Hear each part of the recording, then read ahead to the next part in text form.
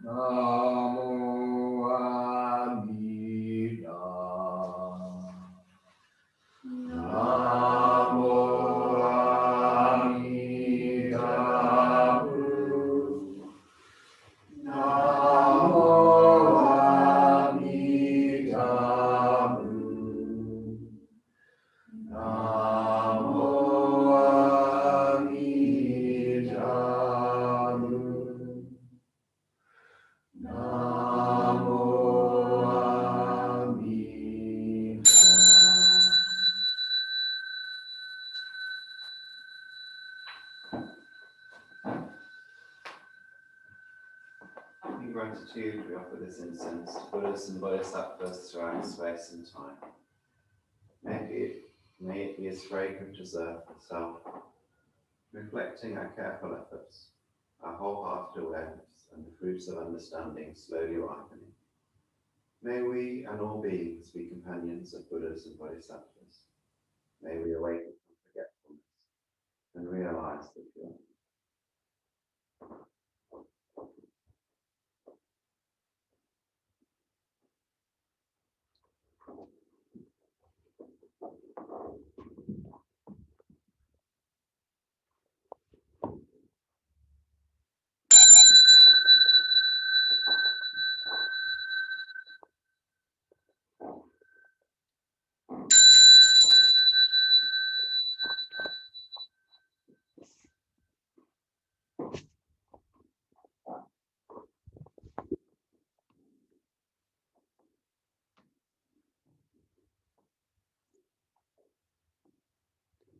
Please do unmute if you're on Zoom, and we'll say the closing verse together.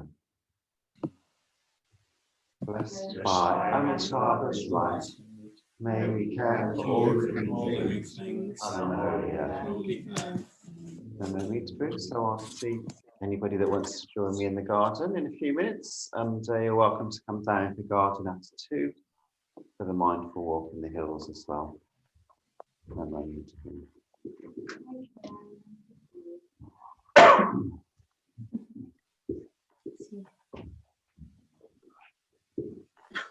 Thank you all. See you. Thank you. Bye. Wiedersehen. Bye bye. Bye.